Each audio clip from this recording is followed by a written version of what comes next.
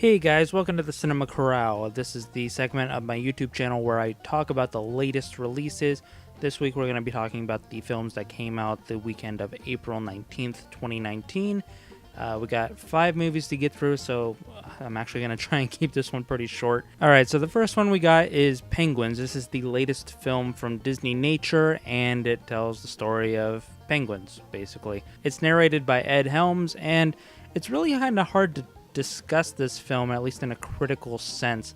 The cinematography is great, the editing's pretty good.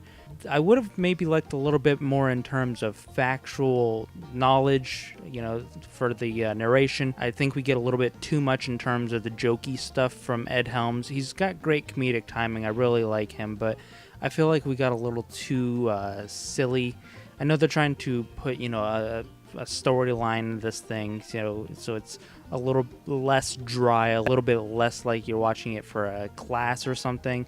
And I know that this is mostly meant for, families and kids. There were a lot of little kids, and honestly, the little kids in the audience were better behaved than any adult audience I was with in the entire year. But if a kid comes away wanting to be a zoologist or wanting to save the penguins or something, then, right on. Some of the soundtrack choices are a little bit obvious, but I will say that I was not expecting to hear Whitesnake in a Disney movie. I'm going to go ahead and give this one a B. If you like penguins, if you like animals, you like nature, go ahead and watch this one. It's cute, it's charming, it's pretty short, so go ahead and check it out, why not? Next up, we got The Curse of La Llorona, and this is the next film in the Conjuring universe, and basically, if you thought The Nun was scary, you'll think this is scary. That is in no way meant to be a compliment to this film. It's Jump Scare the movie. If you find their version of La Llorona scary, then you'll probably be scared. I wasn't scared. In fact, I was bored most of the time. The acting was fine. The filmmaking is serviceable. It's just a bad script. I will note, however, that within the first 15 seconds of the movie, they broke the 180-degree rule. The majority of this film is just boring and it's cliche, dumb characters. Honestly, I'm just getting really tired of these Conjuring universe films. I didn't think the first one was all that good. I didn't bother to see the second one, so I can't comment on that. Hated The Nun. I didn't find Annabelle Creations scary. I don't care about Annabelle. She's not scary. I'm just done with this universe. I just think it's kind of run its course. I'm going to go ahead and give The Curse of La Llorona a D-.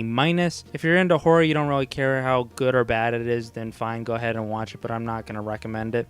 Next up, we have High Life, and this is actually a film that came out a little bit earlier this month, but we just got it. It's an A24 film. It stars Robert Pattinson, and this is probably the best movie I've seen this entire week. Now, right off the bat, I gotta say that this is not a film to go into expecting some wild science fiction adventure. This is kind of a slow burn, and it's very artsy, so you just kind of have to pay attention. You gotta be along for the ride. If you go into this thing, don't expect to see something like Alien or Star Wars or whatever. This is not that kind of film. This is a very hard science fiction film, and I love it. The set design is great. The acting, for the most part, is pretty awesome.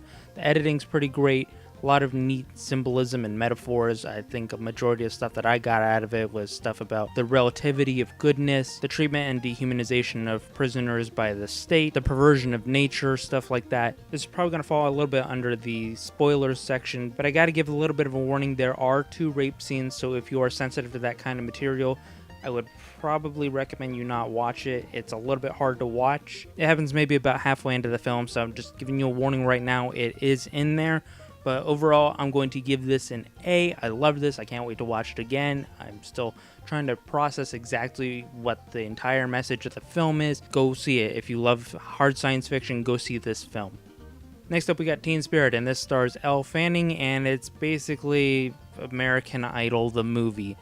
You've seen this movie before, and it feels like it's more style than substance. It's Cinderella, but with pop music, basically. It's about this girl. She's shy. She's a talented musician. She wants to be into this singing competition. And I was a little bit disappointed with the music selection in this movie. Not that it's entirely bad. It's just that with a title like Teen Spirit and a plucky teenager, I would have figured that it would have been a little bit more grunge, alt-rock kind of centered instead of just modern pop music, but whatever. There was one moment, though, where my expectations were subverted, and then as soon as it happened, it went right back into another cliche, so it's like it didn't even really matter. You've seen this film before. It's your basic pop star movie. The performances, for the most part, are pretty good. There are sequences where there is some pretty neat editing. I have a feeling that the cinematographer might have been involved with like some music video production or whatever, but the camera work was just perfunctory. I don't really remember much else about it. I really don't care care to remember much else about it. I don't think it really deserved a theatrical release. It's nothing really special. I'm just going to go ahead and give it a C-. If you think it might be something that appeals to you, then yeah, go ahead and watch it. I'm not going to stop you. But I also don't think a lot of people are going to remember it by the end of the year. Alright, last up we got Breakthrough, and this is the Christian movie that's actually a lot better than I was expecting it to be. Normally whenever I go into Christian movies, it's usually something like Pure Flicks or whatever, and they're usually always harmful messages and two-dimensional cartoon character villains of people that aren't Christian just so they can have straw men punching bags. I'm not going to say that the film is great, but when you compare it to something like Pure Flicks, this is Citizen Kane. This is an actual movie. There's a competent crew behind it. The acting's pretty decent. Chrissy Metz, who plays the mother, she's pretty good. I liked her. She can overact a little bit in some sequences, but I genuinely believed her, and I felt that she was pretty likable for the most part. The family dynamic is pretty good for the couple sequences we get with that. It feels like a real family. Topher Grace kind of feels like he's phoning it in a little bit, but it's still nice to see him doing stuff. There's definitely at least one sequence where they break the 180-degree rule, but it isn't really enough to be that much of a detracting factor to this film. A lot of my problems with this film kind of boil down to the saccharine stuff that happens near the end. You know the kid's gonna be alright at the very end. And they play a generic pop song at the end and everything's okay. But there are things in this movie that I really did like. The characters actually feel real, they have flaws, they have depth, they have an emotional backstory. It's nothing super delved into, but characters do have flaws, and I appreciate that, especially since majority of the characters are Christian people. Normally in a Christian film, I usually see the Christian people are infallible and they never do anything wrong, but these people are people. They do things wrong. Sometimes they get a little too full of themselves, and somebody's like, hey, you should probably not do that. That's not really cool and not very Christian-like. And another thing that I really dug is that a lot of times in Christian films where it's like a miracle film or something like that, the people that were involved in saving a person's life don't usually get the credit. It's always just God that gets the credit. But in this film, they actually do credit the firefighters that went and rescued the kid from the ice, and they actually credit the medical staff and the hard work that they did, because there are talented people involved in making sure that this kid came out alive.